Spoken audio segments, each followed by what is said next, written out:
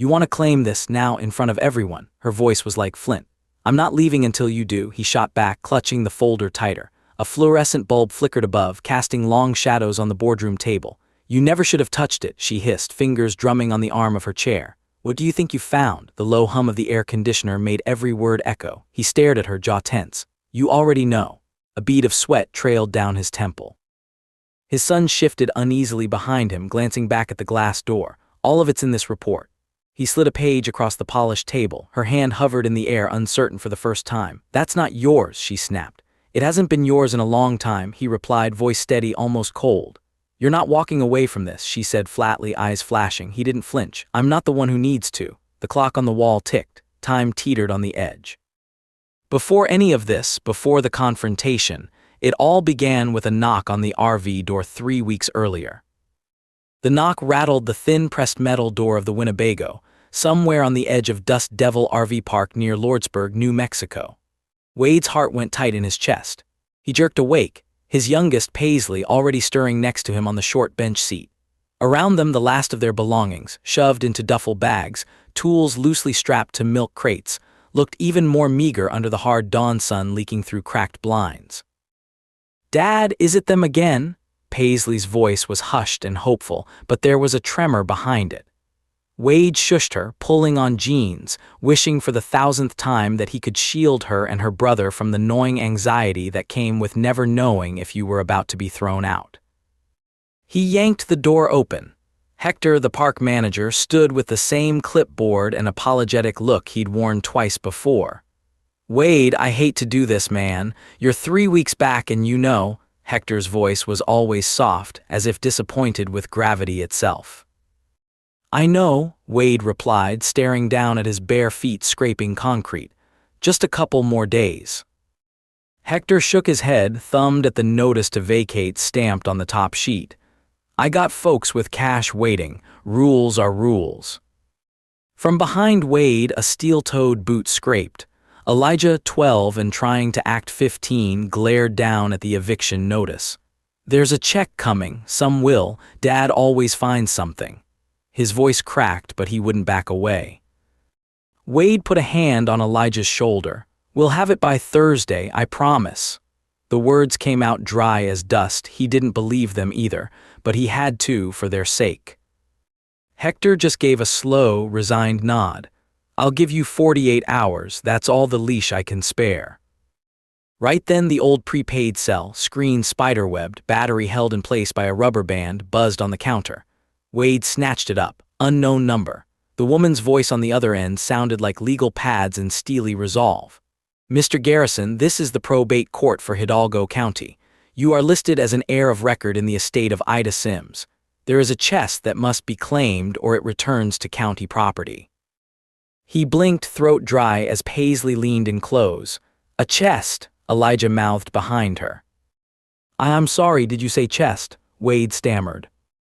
The woman repeated herself, efficient and bored.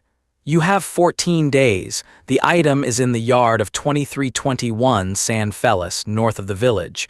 It will be considered abandoned if not removed. She hung up. Their mother, Ida, wasn't someone Wade talked about. She'd been gone 19 years, along with any hope of stability. Elijah snorted when Wade relayed the call, but something in his gaze shifted. So, what is it? A rusty box? Who'd want that? The underlying hurt was obvious. It's more than we've got now, Paisley whispered, always the peacekeeper, squeezing her pink crocheted owl. If you've ever lost everything and then been handed a mystery no one else wanted, keep listening. Some chances come covered in dust and half-buried lies. Sometimes that's the only way to start again. They headed north that afternoon, as soon as Elijah was back from the elementary lunch line with 2 bruised apples he'd cadged from sympathetic cafeteria staff. The Garrison trio loaded their bags into the ancient Ford F-250, whose engine ticked like a time bomb, and pointed toward San Feliz. Clouds stacked on the horizon, threatening rain that never quite arrived. The desert just shimmered, unwavering and silent. Wade drummed his fingers on the steering wheel, replaying old arguments in his head. His flaw, everyone said, was that he could never settle, never stay employed long enough, never swallow pride to take a dead-end desk job. You gotta stick with something or there's no roots, his Uncle Vince used to say, with a sniff that always managed to sound both disappointed and amused. Now Vince was gone, too. The only family left was the three of them, scraping by, haunted by old debts and failed promises. Wade remembered the last time he'd seen the estate house from a distance, gray slate roof, fenced with bent chain link, its dragline-era glory already sinking beneath layers of dust. Paisley caught him staring. "Dad, do you really think there's anything good in that chest?" She picked nervously at the frayed edge of her jeans. Elijah huffed from the back. "It's probably just old pictures or Grandpa's army medals. Why'd Grandma leave it out there, buried?" Wade shrugged. "We'll see. Sometimes families don't know what's worth keeping." Rain slashed sideways as they pulled up to the broken gate of 2321 San Feliz, the old Sims home. The yard had gone wild, chin-high grass, tumbleweeds snagged on a derelict swing set.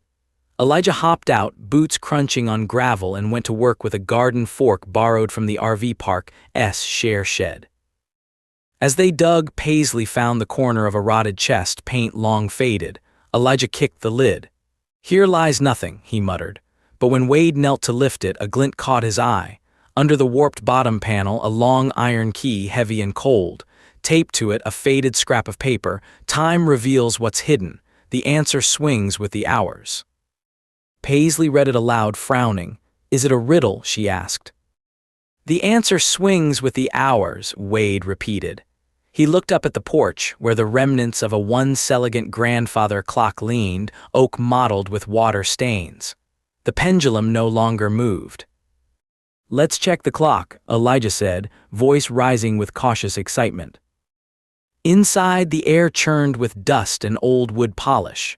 The parlor was dim and still, light falling across damp wallpaper. Wade ran his hands along the grandfather clock's frame, thumb tracing the hand-carved roses at its base. Paisley tugged his shirt. "This place is spooky. What if someone comes?" "It's ours," Wade said, surprising himself with a rare resolve. "Or what's left is." Elijah tested the faceplate. "Locked, but I think the key's right here." The key slid in and turned with a satisfying thud. Wade carefully reached behind the pendulum, his hands disappearing into the dark cavity. Something metallic shifted against his palm, a thin tin box, heavy as stone, labeled in fading Sharpie, "To be opened by blood." Adrenaline spiked. Elijah shouted, holding up a yellowed envelope.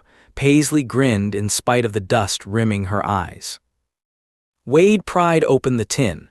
Inside, maps, brittle paper contracts, a plastic baggie labeled Well Site 1972, and a worn ledger. He flipped to the first page. "What the hell?" he breathed. Paisley tugged his sleeve. "Dad, there's a sealed water bottle in the back." It was glass, sealed with wax, labeled Junewell Pure. Elijah's brow furrowed. Did Grandma bottle her own water? Wade thumbed through the ledger. Each entry dated decades back payments, coded references to royalties, Junewell, and deposits to an account at a numbered bank. There was also a name at the margins, repeated, Carla Pennington. Paisley ran a finger along the jagged edge of a photo. 3 people, his mother, Vince, and Carla, the old family accountant, all hugging each other in front of a drilling truck. "Dad, I think you need to see this." Paisley handed him a folded letter addressed to "My children, for when you lose hope." With a deep breath, Wade read aloud. "If you found this, you know I tried to hide the best under your noses. Carla swore she'd keep it safe for all of you together, but trust is a blade and blood runs thicker than money. There's more beneath our feet than any of you ever guessed. Whoever holds this, don't let them split you. Winning means nothing if you're alone." Elijah tapped the ledger. "It mentions deposits to an account kept by Carla. That means she's been getting these payments for years without telling us." Paisley clutched her owl tighter. "She visited after Grandma died, remember? Gave us a gas card and said to use the back door next time." Wade's stomach flipped. Had Carla sent money all this time or kept it for herself? The penny dropped. There's something here, some royalty on water, maybe oil. She ran the trust for Vince and for us. He scanned documents, skimming signatures. One transferred land rights to Carla Pennington to manage for the children of my line. Another, dated 2 years later, revoked managerial power but bore someone else's signature. Vince Sims by C. Pennington, POA. Elijah's grip tightened. Was someone stealing from us? Wade pressed his thumb into the paper, blinking furiously to clear his vision. We need a lawyer. This isn't just property, it's something bigger. They exited into the hazy light, chest and documents in tow, hearts pounding with unease and a hint of wild hope. The next day, Wade stood outside the office of Emilio Sandoval, a legal services volunteer with a reputation for chasing wild geese and never laughing at lost causes. It sat on the edge of Silver City, sandwiched between a laundromat and tacos for $1.50 a plate. The neon sign buzzed, Sandoval and Ray's Justice for All. Inside, the walls sagged with faded diplomas. Emilio, a wiry man in a turquoise bolo tie, peered over the folders Elijah carried. So, you've got yourself a mess, huh? Sit, no, really sit, don't drip on the rug. Wade's voice trembled. We found ledgers, royalties going out for years. Looks like Carla Pennington signed a bunch of things in our names using power of attorney, water reserves, maybe oil too. Emilio scratched his chin. You followed the right scent. Schuylkill County, that's a mess. Name has been in lawsuits for a decade. Did Carla ever show you a financial statement? Wade shook his head. She always said the trust fund was empty, that the land wasn't worth more than grazing fees. Emilio thumped a folder closed. Hate to break it, but this goes bigger. These royalty checks, if they exist, are worth 7 figures. See these coded notations. Wire transfers to numbered accounts. That's fraud, misrepresentation, breach of fiduciary, if you can tie these to her and your uncle. Paisley's eyes widened. Uncle Vince, she whispered. Let me tell you, Carla married Vince just before Ida passed. She ran the money. Emilio flipped a page. If you've got this much evidence, I need you to file a disclosure by Friday. Statute runs 21 days from today, otherwise they walk. Elijah straightened, jaw set. Will they come after us? Emilio flashed a crooked grin. Only if you make them sweat, which you should. Don't worry, IRS loves cases like this. They'll dig for you. They left with a sense of purpose and a rising tide of dread. That night, Paisley stroked the map's edge with nervous fingers. Dad, if we tell, will Carla go to jail? Wade hesitated. It depends, but if we don't, they keep everything. We'll finish what Grandma started. The quiet was broken only by an owl calling. Then Elijah's voice, we're not running anymore. I'm tired of being scared. The thrill of discovery twisted into fear soon enough. Late that Friday, Elijah spotted a black SUV idling across from their RV. Wade's phone buzzed twice, a blocked number. He didn't pick up. By midnight, the RV's spare tire had been slashed. Someone wants us spooked, Elijah muttered. The next morning, Paisley screamed when she found the family's paperwork scattered across the floor. Muddy footprints led to the rear door. Wade knelt, examining the mess. This is a warning, not a robbery. Paisley sniffed. I don't want to go to school today. What if she's there? She won't hurt you, not if I can help it, Wade promised. He called Emilio, voice low. They're trying to scare us off. I'm not backing down. Neither am I, Emilio replied. Meet me at the records office in an hour, time's running out. Wade borrowed Hector's battered sedan. The trip to the Hidalgo County Courthouse felt endless, nerves thrumming. He clutched the folder tight to his chest. Inside the drab linoleum halls, they met Emilio and his assistant, Marta. Emilio tapped his watch. Clock's ticking. Are you ready to file? Wade nodded, voice barely above a whisper. We have everything. Emilio grinned. Let's burn their house of cards. The filing took only minutes. The IRS would see every transfer, every forged check. Elijah squeezed Wade's arm as they walked out. What happens to us if she comes after you? Wade's throat went dry. This is about the truth, son. We're not stealing, we're restoring what was ours. Marta placed a gentle hand on Paisley's shoulder. You did good, honey. Sometimes the right thing feels like walking into a storm.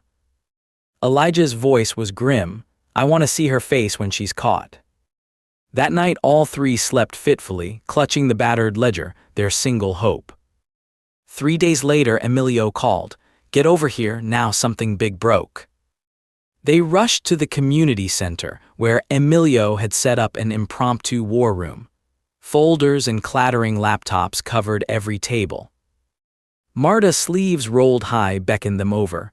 IRS issued a notice of audit within the hour. Carla knows, she's called twice, she's panicking. Paisley sucked in a breath. What's she going to do? She'll try to bury everything, Emilio said. But it's too late, I've got a press request, someone's sniffing for a bigger story. Elijah grinned, so we're not invisible after all. Emilio barked a laugh. Hardly, now we get our meeting with Carla and her attorney, boardroom style, you want in. Wade's fists flexed, remembering Carla's patronizing smile and the way her hand tightened around her husband's arm at every family event. I want her to see us, to know we know. 21 days, that's what the law allowed to recover after years of theft. The countdown pressed at every moment. The next morning they drove to the Shilkil Trust offices, a bland glass building on the edge of Silver City. Security badges, fluorescent lights, scratchy carpet. Marta whispered, "Stay close." Emilio led the way to a conference room. The door stood open. Carla Pennington was already there, flanked by 2 suited lawyers.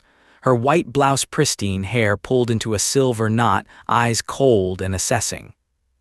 Wade, after all these years. Her voice curled, barbed. Wade managed, we found what Grandma left, and what you took. She laughed a harsh crack. What nonsense is this, your mother left nothing. Emilio slid the file across the table. That's not true. These royalty ledgers from 73 onward, each signed by you. Her jaw tensed. I was power of attorney, the funds went to property taxes. Taxes don't total $500,000 a year, Emilio snapped. Wade stood, palms flat on the table. You had the oil company pay you directly, hid water royalties in dummy accounts. Is that managing? Carla flicked her fingers. You're delusional. Marta opened the next envelope. These bank letters prove otherwise, wire transfers all to accounts in your name. Silent, Carla's face froze. Emilio leaned in. We filed with the IRS, they're coming. Her eyes darted to her attorneys, whose faces had gone pale. Elijah stepped forward, chin high. Why did you lie to us? She snapped, but real fear flickered in her expression. You wouldn't have known what to do, you'd have wasted it just like Vince. Something in Wade broke. You think we're fools all these years. You hid everything because you didn't trust us. Her hand trembled as she reached for her briefcase. I did what I had to for my family. The older lawyer finally spoke. Miss Pennington, we need a word, please. She glared at Wade. You think you'll win, but you don't know who you're dealing with. But for the first time, she looked uncertain. Wade's mind raced. You can't bury it anymore, not with the IRS and everyone watching. Emilio delivered the blow. Others were in on this, I know. Vince, the oil guys, somebody will turn. Maybe you'll save yourself with a deal. Carla's voice had lost all steel. Everybody will turn on everyone, that's how this ends. Her attorney whispered, you should consider exposure mitigation. Marta slid a final folder across the table. Scholars Fund proposal. The only thing that saves your reputation is making it right. Carla's lips pressed to a thin line. Wade exhaled, finally steady. It's over, all of it. The conference room door banged shut as Carla was hustled away. News spread fast. The IRS pounced within 48 hours. Carla Pennington faced a cascade of subpoenas, first from the federal auditors, then from a local DA with a penchant for grandstanding. The family's secret account, once thought impregnable, was unmasked, its contents frozen by order of the court. Carla's own lawyers, scenting their own liability, cooperated. Emails and bank records tumbled out, one betrayal after another. Emilio chuckled as he handed Marta a press release. It's a feeding frenzy out there. Vince's old business associate caved first, handing over logs and old expense reports in exchange for a lighter recommendation. By week's end, Carla's defense collapsed. Each co-conspirator pointed the finger amply. The local news splashed the story. Garrison families well struck, trust betrayal spans DECADES. Line drawing and blame casting replaced the blank stares of a week prior.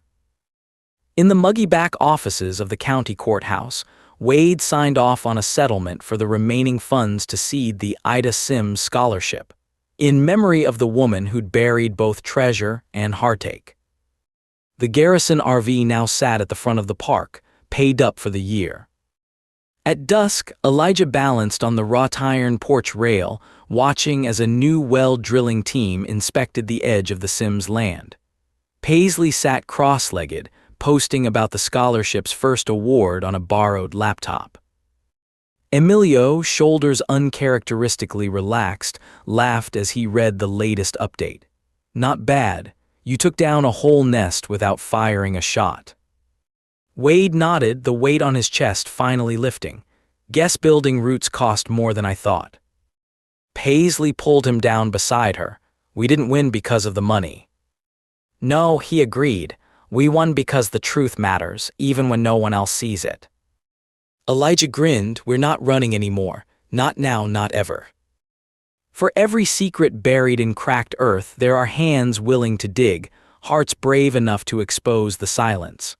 Sometimes justice comes not with sirens but with sunlight, a filed report, and a name restored. So if you've ever been counted out by those who thought they held all the cards, remember, nothing stays hidden forever, not oil, not water, not the truth. The ground remembers, and so do the ones left standing. The summer's first storm unfurled across the horizon that night, whiting out the stars in a hush of rain not even the thirsty mesquite could resist. Lightning stitched the clouds overhead in jagged, silent lines.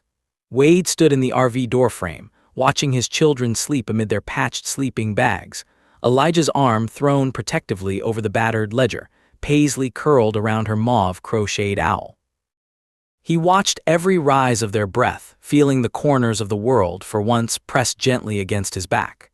That old, shivering ache, the dread of never being enough, hadn't vanished, but it had been knocked loose by something steadier. The certainty that they belonged here today, with no one left to evict them from their inheritance or each other. At dawn, Paisley stirred first. Is it all yours now? She whispered, unbraiding her hair. Wade smoothed the damp curls from her forehead and nodded. Ours to use right. She smiled. Grandma would like that. The news trucks rolled into Lordsburg early, crew cabs cutting ruts through the RV park mud. The station's business reporter, a pale man in khaki with a suspicious glint, materialized at Emilio's elbow as the lawyer delivered donuts from the gas station down the street. Mr. Garrison, they say you're making the well public instead of keeping it. Why? The reporter asked. Wade shrugged as Elijah and Paisley looked on, faces set and shining. Because this land was never meant to make one person rich while the rest went dry. My mother buried the answers here to show us we have to look after each other. Anything that comes from the well, water, oil, hope, it gets shared. That's all.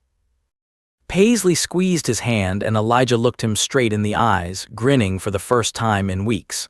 Emilio slid 2 sugar-sprinkled donuts across the table. And because you've already got the only thing worth anything, right?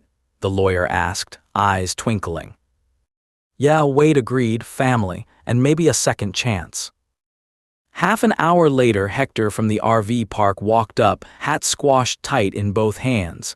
Never saw anything like it, he chuckled, his thin mustache twitching. Town halls got their knickers twisted. They say the mayor wants your statement for the paper. Wade brushed crumbs from his shirt. Tell him he's welcome to swing by. Doors always open. Might need to duck if there's rain, though. Hector gave that rare smile. I'll do that, and Wade, thanks for sticking around. With the garrison children at either side, Wade crossed the empty lot beside the Winnebago. The old Sims house stood just beyond, roof shining beneath the soft, wet light, redolent of possibility. Elijah moved to the fence, kicking at a clump of sodden grass. We're gonna fix that porch. Been a long time since anybody sat there and watched the sun set.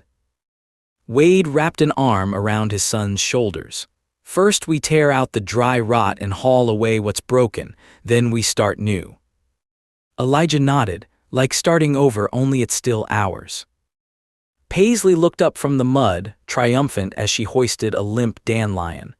Maybe plant a garden, sunflowers and tomatoes. Grandma used to say the ground forgives if you give it something back. Wade swallowed, his throat tight, and whispered, she was right. They set to work that week. With Emilio's help, the court appointed Wade as trustee of the well's revenue. A community account was opened, the paperwork notarized on the courthouse lawn, with Paisley acting as an impatient witness. Neighbors dropped by, sometimes just to shake hands, cost the Garrison siblings in unwanted hugs and brisk congratulations. The park manager brought 3 battered shovels. A retired teacher arrived with boxes of books for Paisley, while Elijah found himself drafted into a pickup game behind the taco shop. Drills rumbled in the distance, men in overalls marking water tables and oil seams, no longer hidden, no longer silent. Survey markers rose along the ridgeline, each staked by a bright pink flag. Sometimes Carla's name still came up, in gasps at the grocery store, in snatches of pity or ruefulness mouthed over cans of beans at the market. I hope she gets what's coming, one woman said. Wade kept his answer short. She got caught, that's enough. But each day, the world changed a little more. One evening, with dusk crowding the shadows, Emilio called Wade aside while Elijah and Paisley harvested the first wild onions out back. Marta, looking exhausted but satisfied, handed over a letter. District attorney offered a plea. Carla will get 3 years, maybe less if she testifies on the others. The money's locked, can't touch it unless the scholarship board agrees. Wade leaned into the trailer door, considering. I don't want revenge, just let's make it right, that's all. Emilio nodded. That's what you did, even if she never says she's sorry. Later, under a turquoise sky freckled with early stars, Paisley tapped on an open page of her notebook. What should we call it? She asked, eyes shining. What? The garden, or whatever we build here. Grandma's place, Ida's patch, or something new. Wade thought, Ida's patch has a ring to it, but maybe we should call it home now. They sat together, letting the word settle. Home. Maybe it was a battered RV with windows taped against monsoon rains, hand-me-down pots of beans on a half-burned stove, or a yard overgrown with wild onions and sunflowers. Maybe it was just 3 voices learning how to speak after years spent silent. Word spread further than any of them imagined. The scholarship committee met in the old church basement 3 blocks off Main, a higgledy line of folding chairs and earnest faces, school principals, a librarian with wire-framed glasses, kids hoping for a shot at college their parents couldn't afford. 50 applications for 1 spot. Elijah fidgeted as the committee sorted papers.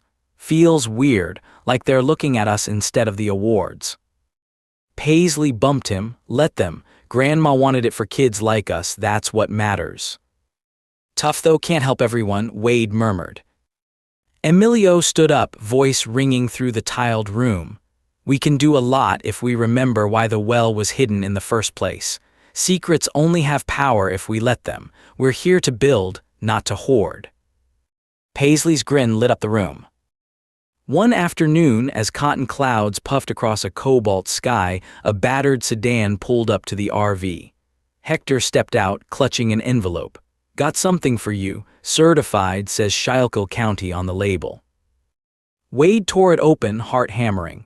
Inside, final word from the trust's receivers, stamped and signed, deed transferred, liens cleared. The land was at last theirs. He waved the paper at the kids. Guess we're not going anywhere. Elijah whooped, racing around the truck while Paisley pulled her father down for a tight hug. We're really home. Really, Wade said, no more what-ifs. They celebrated that night with a bonfire in the backyard. Hector and his teenage daughter joined. Marta brought chili stew. Emilio arrived late but with a case of old-fashioned grape soda. Laughter sizzled and popped, swirling up with the fire's smoke. Dad, say something, pretend it's a movie. Paisley giggled, cheeks rosy from the firelight. Wade stood, searching for the words. All I got is, sometimes you find what you need in the place everybody else forgot. Sometimes the people who bury the past weren't hiding it from you, they were keeping it safe for when you were ready. He looked from Paisley's eager grin to Elijah's steady eyes, to the gathering of neighbors and friends and the ragged horizon beyond. And when it's yours, truth, family, land, you keep it safe, you pass it on. Marta raised her can of soda, to the Garrisons and Ida Sims' patch. The whoops and laughter rose with the sparks. Someone started singing, off-key but full-hearted. Monday morning, an envelope arrived from Carla Pennington. No return address, just her neat handwriting, looped and proper. Wade nearly threw it away, then paused. Inside, a single-page letter. Wade, they say you reap what you sow. I wish I had remembered that sooner, before all I planted were secrets and bitterness. I do not ask forgiveness. All I ask is that you keep your promise, look after what she left, and don't let anyone take it from you again, not even yourselves. CP. He stared at the page a long while, then dropped it in the folder with all the rest, ledgers, maps, faded photographs. When Paisley noticed, she traced the first few words and smiled, careful and sad.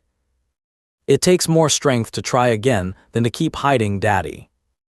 Elijah, peering over her shoulder, rolled his eyes, but the edge in his voice was gone. Guess everyone gets one last shot if they want it. Wade ruffled both their hair. We've had ours, let's not waste it. Early August burned in gold and dust. Ida's patch began to fill with neighbors, children hauling rakes, elders pacing the new wellhead, everyone testing the water before sending pitchers back home. Wade oversaw repairs to the porch, his hands finally steady. Elijah wielded a paintbrush with gusto, and Paisley commanded a legion of tomato seedlings with tough love. One afternoon, as thunderheads circled and the hum of generators blanketed the house, Emilio dropped by with a sheaf of legal papers and a grin. All sorted, IRS closed the file. District Court named you sole trustee with educational funds for a decade, maybe two if you're careful. College, food, a new roof, it's all in writing. Wade sagged against a porch post, overcome with relief. Paisley started a victory dance. Does this mean Elijah can get the sneakers he wanted? Elijah squawked, hey, we said school supplies first. Wade laughed, guess you'll have to budget, son, that's the job now. Emilio reached into his pocket and handed Wade a slip of paper, scrawled in blue ink. You might want this. Last bank transfer Ida left, to be opened only in case of hope. Wade, hands trembling, unfolded it. The number was larger than any he dared imagine, enough for their education and more. On the back, in Ida's looping hand. When hope is the last thing left to build on, build something new together. He read it aloud. Paisley blinked back tears, and even Elijah couldn't mask his awe. After a long silence, Wade spoke. We will, Mom, I promise. They buried the letter's copy beneath the first sunflower that bloomed, beneath soil Ida once tended. By autumn, with the sun slanting gold across the revived yard, the first Ida Sims scholars, 2 boys, daughter of a waitress, son of an oilfield mechanic, boarded a bus headed north, their tuition check cut from the family's new trust. On the day they left, the Garrisons lined the porch, waving, Paisley shouting encouragements, Elijah grinning at the thought of fresh starts. That'll be you in a few years. Wade told them, both pride and melancholy in his eyes. Elijah kicked at a patched floorboard, trying to hide a grin. Maybe, or maybe I'll stick around, help build more.